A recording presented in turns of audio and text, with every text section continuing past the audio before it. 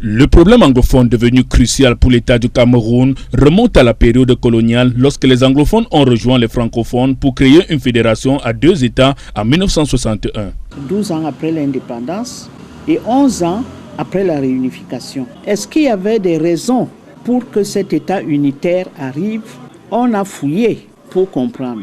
L'État unitaire n'a pas favorisé le partage égal de leur double héritage culturel, y compris ce qu'ils considèrent comme identité anglophone. On avait d'abord demandé qu'il y ait la réunification avant l'indépendance. Ça n'a pas été fait. Cette mutation s'est ainsi avérée comme une utopie pour ces anglophones, étant donné qu'on s'est acheminé vers l'intégration totale de deux régions anglophones dans un État unitaire fortement centralisé. Et dans ce cas-là, si on voit que la solution n'est ni l'État unitaire, ni la décentralisation, ni le statut spécial, on peut donc envisager une autre solution qui irait vers la modification de la forme de l'État. Fort de ce constat, les anglophones ont davantage pris conscience de cette marginalisation et de toutes les frustrations engendrées. On estime qu'il y a à la base des problèmes identitaires. Et lorsqu'on parle des problèmes identitaires, il y a bien évidemment le problème linguistique.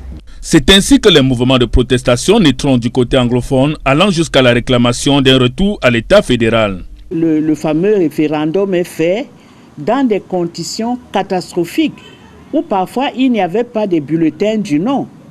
Donc le oui l'emporte. Lorsque le Cameroun passe de l'État fédéral à l'État unitaire, porte sur la violation du consensus de Fouman en 1961. Parmi les problèmes posés par les défenseurs du fédéralisme, il y a celui-là. La coalition du groupe fédéraliste et activiste camerounais propose le fédéralisme comme solution visant à ramener la paix dans ces régions du Cameroun aujourd'hui dévastées par la guerre.